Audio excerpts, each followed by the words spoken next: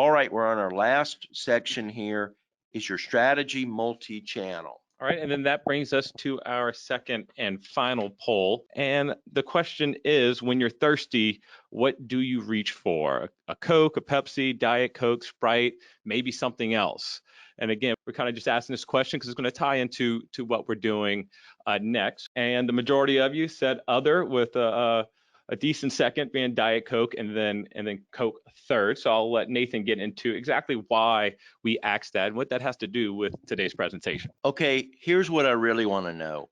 How many of you whipped out your phones and you went online and you did a little research before you answered? I'm willing to bet nobody. When I do this presentation at legal conferences, I ask for show of hands. Nobody ever raises their hand. In fact, then I ask, how many's even ever been to the website of Coke or Pepsi ever? And so far, nobody's raised their hands. Now that's really interesting. These massive companies, and you never go to their websites? Well, why not?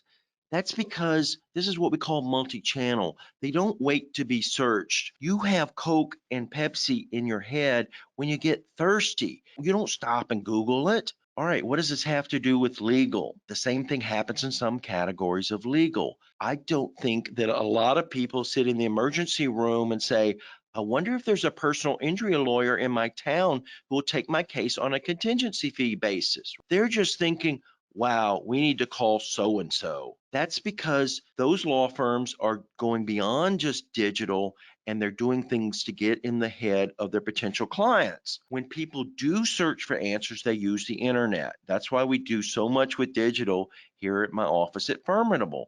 But sometimes they don't search. And that's why we also do traditional advertising to raise awareness before they're searching. Advertising finds an audience before. They don't even have to be thinking about you. Television, in fact, is still a powerful medium. They're just watching Judge Judy or The View or Dancing with the Stars, and here comes something. Now, you're probably immediately flashing to commercials of people. You go, I don't want commercials like that. You don't have to do it that way, but it's still worth thinking about. And I'm about to give you a case study on an example of that. But before I do, I've told you I'm going to update you how things have evolved over the decades, and television is one of them. When I first started this and we did television, people would have to run to get a pencil to write down the phone number.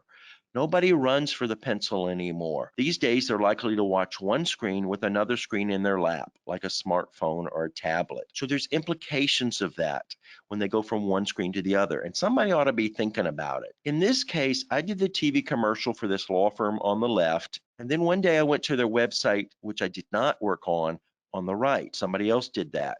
And I said, wow, look, they've got a new logo, and I don't know anything about it.